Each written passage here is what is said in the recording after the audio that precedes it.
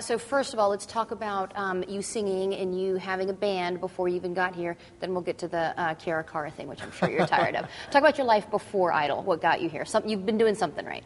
Yeah. Well, I've just been doing music for like 10 years. Playing. You find ways to make money if you're doing, music, because just doing one thing isn't going to make the bills. So I play, lead guitar for a country band. I play, I sing for a rock band. I led my own rock band. I led a blues band. I did a acoustic thing with the trio, and I did an acoustic thing by myself with like loop pedals and stuff. So definitely gives me a lot of experience coming in here.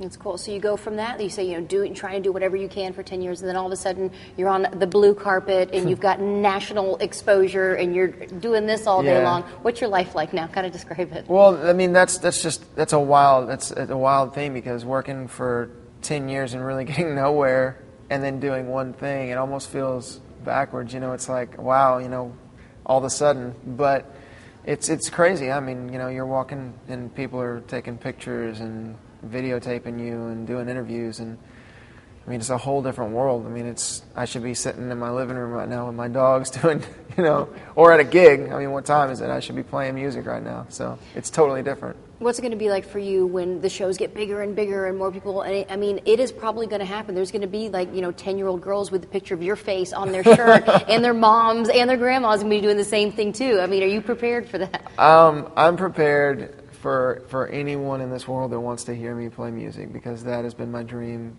for the longest time. And it would be, it's already an honor. I mean, people are voting for me, so that's so huge and amazing.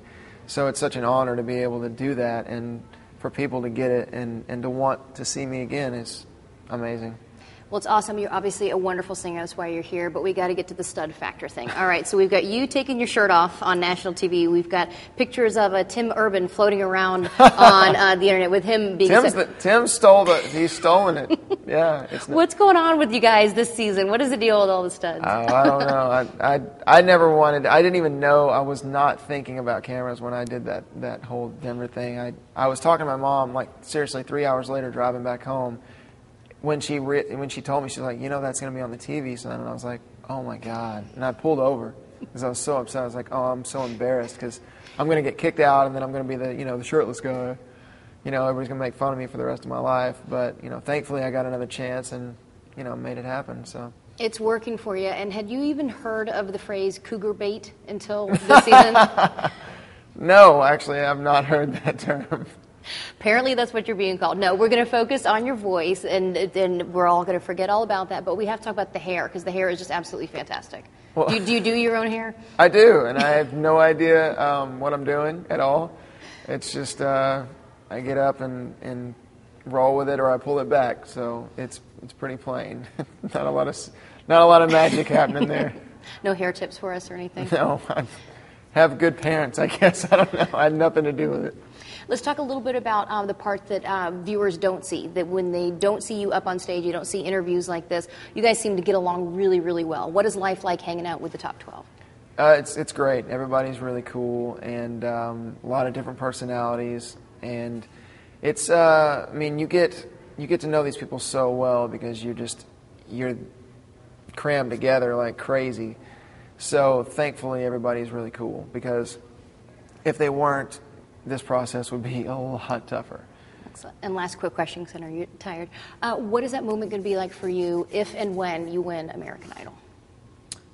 If I win, it's the biggest thing that'll ever happen to me in my life. I mean, it's a life-changing event, and there's no way I can possibly even imagine it. So I couldn't really give you a good answer. That's good enough. Thank you.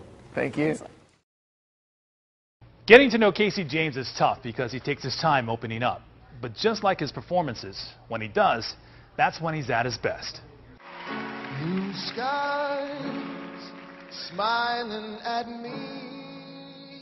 It's both the serious and not so serious questions people want to hear the answers to. Explain how you take care of your hair. What products do you use? I just wash it with the guy that cuts my hair gave me Biolage. He said, this is what you need to use.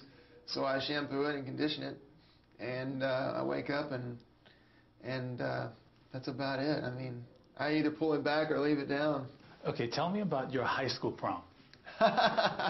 I really didn't get to enjoy it too much. I was the band for my high school prom, so I got to. I played, my band at the time played for the high school prom, and everybody else was dancing around to me playing. So did you have a date back then? No, I had no date to my prom, so I don't think actually to either one of my proms. Casey's getting really close to making it to the final round of live performances with the musical star. Who's his top pick? I'm going to say Bill Bramall II. He's like my favorite musician. He's amazing at guitar and vocals, and he's just kind of like my, my idol, I guess you could say. There was one topic Casey was a little hesitant to open up about: women.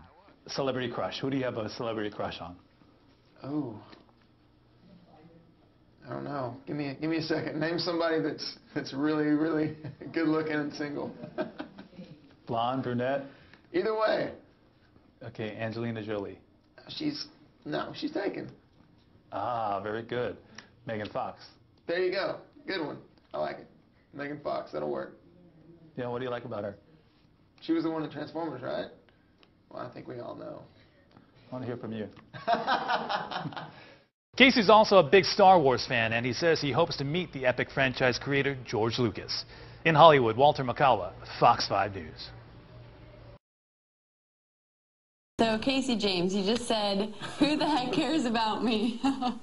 Are you still trying to grasp this reality for yourself? Yes, I am. It's wild and crazy. Like, I'm the same guy I was, a few months ago, and yet everybody, knows me now, so it's weird. But cool. Yeah, it's very cool, and what an honor for people to be, voting for me to keep me in this competition. It's amazing. Can you talk about what it's been like, even behind the scenes? A lot of times, obviously we see it from week to week, little snippets of video, but what's it like on a day-to-day basis? Performing is definitely the easiest part, to be honest with you. It's like the rest of the day, you're just going here and there and doing this and that, and then you've got being backstage, like before the performances, which is so much more tense than being on stage. So really, performing is the easy part. All the rest of it's the tough stuff.